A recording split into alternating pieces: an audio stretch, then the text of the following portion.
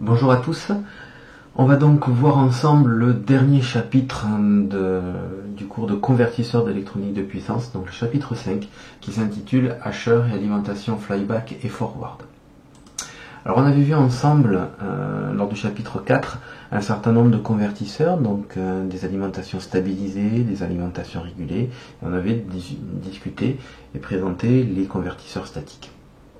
Donc voilà une structure de convertisseur statique que vous connaissez, on l'avait vu ensemble, en tout cas je vous l'avais présenté lors du chapitre 4.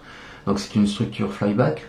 Donc cette structure flyback est décomposée en deux blocs, donc séparés principalement par mon transformateur qui se trouve ici et le système optique qui se retrouve sur cette partie-là.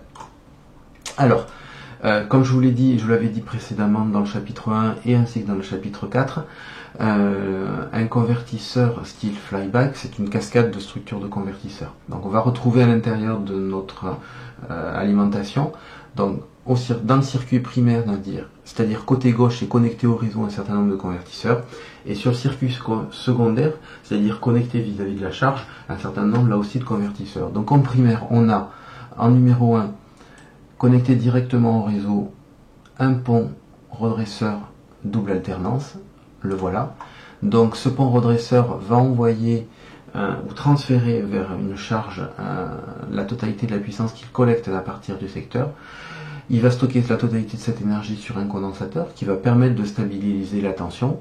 Stabiliser la tension cette fois-ci pour un deuxième convertisseur, et notre deuxième convertisseur il est composé donc de la bobine qui se trouve ici et de l'interrupteur que vous avez là. C'est une structure style Hasher, Hasher simple, qui va pouvoir permettre de stocker de l'énergie à l'intérieur du primaire de notre transformateur. Donc sur ce circuit primaire, on a un dernier élément, ce qu'on appelle la masse primaire, donc qui va nous servir de potentiel de référence pour l'ensemble des grandeurs électriques que l'on va retrouver sur le circuit primaire, c'est-à-dire de mon secteur jusqu'au bobinage primaire de mon transformateur.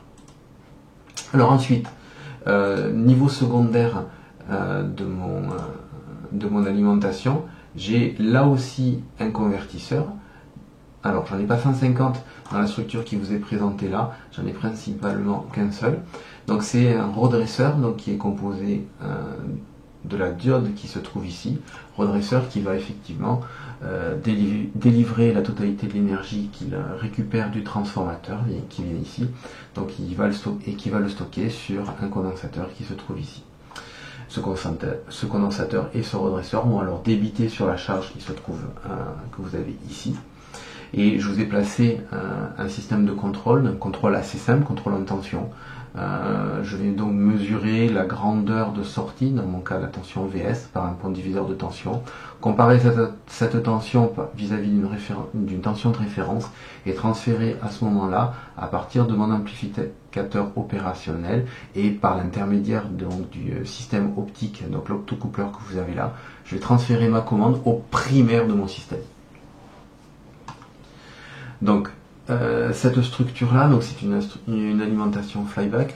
Donc avant de commencer, de vous donner la totalité des détails et des modes de fonctionnement de l'alimentation flyback, même si je vous ai déjà donné un certain nombre d'informations au chapitre 4, on va traiter ensemble donc la partie primaire de notre alimentation et principalement la structure de Hasher composée du transistor et du bobinage qui se trouve ici.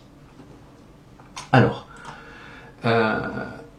la structure d'un Hasher, c'est une structure de conversion continue, donc qui est représentée habituellement dans un schéma assez classique, en tout cas dans le cadre des Hasher épaisseurs, par la structure que vous avez là. Donc vous avez donc votre source, ici donc une source en tension, un transistor, une diode et une charge en courant à l'intérieur de ma structure. Donc attention, n'oubliez jamais qu'un convertisseur statique va interconnecter de manière directe une source vers une charge et vous devez vous assurer à tout moment que la source que vous avez ici et la charge qui est représentée ici soient toutes les deux de nature différente. En effet, si vous avez une source de tension qui est connectée à une autre source de tension, Je rappelle que les règles de fonctionnement sont qu'une source de tension impose une tension à un circuit, et le courant que vous allez délivrer sera le courant demandé par la charge. Et si vous interconnectez deux sources de nature identique, eh ben, il va être très complexe et très compliqué pour vous de savoir dans quel sens va transiter les courants entre la source, l'élément numéro 1 source, et l'élément numéro 2 qu'on va appeler la charge. Donc c'est pour ça que principalement on ne fait jamais d'interconnexion de source et de charge de nature identique, mais par contre on fait, comme vous l'avez là, des interconnexions directes entre éléments de nature différente. Dans mon cas, ma source va imposer une tension à ma charge, et ma charge va imposer à ma source un courant. Et donc du coup, effectivement, je me retrouve avec deux variables qui sont parfaitement gérées chacune et l'autre, donc deux variables différentes gérées chacun et l'autre par la source et la charge. Alors, si on veut étudier le fonctionnement de ce hacheur, eh bien, ça va être assez simple. Pour étudier le fonctionnement du hacheur, on va appliquer toutes les règles que je vous ai données dans la fameuse petite vidéo règles de fonctionnement. Point numéro 1, identifier votre source et votre charge. Bon, voilà mon entrée, voilà ma sortie. Identifier vos interrupteurs, dans mon cas j'en ai deux, un transistor et une diode. Identifier la liste des états de fonctionnement pour chacun de vos interrupteurs. Mon transistor possède deux états de fonctionnement, ma diode possède elle aussi deux états de fonctionnement. Ensuite, combien d'états de fonctionnement avez-vous pour votre charge? C'est facile, 2 pour l'interrupteur, 2 pour le transistor, 2 pour la diode, ce qui fait 4 états de fonctionnement possibles. Et ensuite, simplification des états de fonctionnement dans votre circuit. Dans mon cas, j'ai donc la possibilité d'avoir le transistor en marche et la diode en position off, ce qui me donne le circuit suivant. Donc mon transistor est en marche, ma diode est en mode bloqué. Donc à ce moment-là, je fabrique la maille suivante: source, transistor, charge en courant, et je reviens sur ma source. Voilà ma charge. Donc ça, c'est un des états de fonctionnement possibles. Deuxième état de fonctionnement possible, mon interrupteur est en position off, ma diode est en position on. À ce moment-là, je me retrouve avec la maille suivante: diode, source en courant, charge en courant.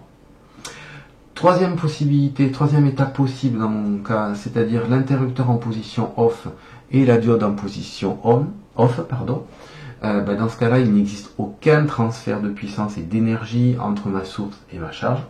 Et il restait un quatrième état, donc qui est le transistor en position on et la diode en position on. Alors ça, c'est un état qui n'est pas possible pour la simple et bonne raison que pour activer la diode qui se trouve ici, vous avez besoin d'appliquer un potentiel anode supérieur au potentiel cathode, et en fonction des polarisations que je vous ai données, si mon interrupteur K est en position on, le potentiel plus que je trouve ici va se retrouver à cet endroit de mon circuit, et donc je suis dans l'impossibilité d'avoir un potentiel ici sur l'anode de ma diode qui soit supérieur au potentiel qui se trouve ici, au vu des interconnexions qui sont proposé à l'intérieur de ce circuit.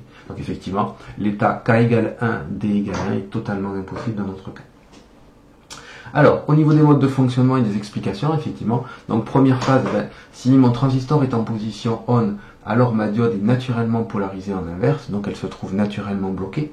Je me retrouve donc en grandeur de sortie à avoir une grandeur de sortie qui est identique à la grandeur d'entrée, et un courant dans ma charge qui est identique au courant d'entrée. La durée de cet état de fonctionnement est appelée T-on, ou aussi appelé alpha grand T. Donc alpha, c'est ce qu'on en appelle le rapport cyclique, c'est-à-dire le rapport entre le temps de conduction, donc le T-on, et la période de mon signal. Donc alpha est égal à T-on sur grand T. Deuxième phase, dans ce cas-là, ma diode mon transistor est en position off, alors ma diode effectivement a la possibilité de passer en position sur certaines conditions qu'on verra éventuellement un petit peu plus tard. À ce moment-là, elle est parcourue par le courant de charge. Cette phase est appelée phase de roue libre. Il y a une durée T est égale à grand T moins alpha grand T. Alors on se retrouve puisque la diode est conductrice et en parallèle sur ma charge, a un potentiel appliqué normalement au niveau de la charge assez proche de 0, et un courant normalement délivré par la source qui est censé être égal à 0.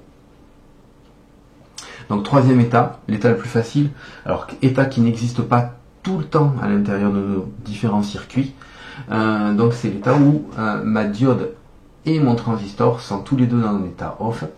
Donc cette phase n'apparaît que si le courant s'annule. Effectivement, dans le cas où, pour une raison X, Y ou Z, vous n'avez plus de courant à l'intérieur de votre charge, plus d'énergie à l'intérieur de votre charge, à ce moment-là, si l'interrupteur est naturellement en position off, votre diode qui était potentiellement préalablement en position on va effectivement s'arrêter naturellement. Et à ce moment-là, vous n'avez officiellement plus aucun transfert entre la source et la charge. Voilà, j'ai terminé pour cette première petite partie, et puis dans une prochaine vidéo, on va essayer de faire un applicatif de tout ce que je vous ai dit, c'est-à-dire essayer de calculer le courant, savoir quelle forme possède le courant en sortie de ma structure, quelle est la tension que je possède à la sortie de ma structure, donc de ma structure de Usher, pour essayer de savoir si je fabrique une conversion à peu près continue à l'intérieur de ma structure. Et ensuite, dans une troisième vidéo, on verra ensemble donc l'application de ma structure de Usher qui sera légèrement modifiée pour justement transférer de l'énergie à l'intérieur de mon transformateur et ensuite transférer cette énergie du primaire au secondaire au sein de mon alimentation flyback. Voilà, à tout de suite ou à tout à l'heure.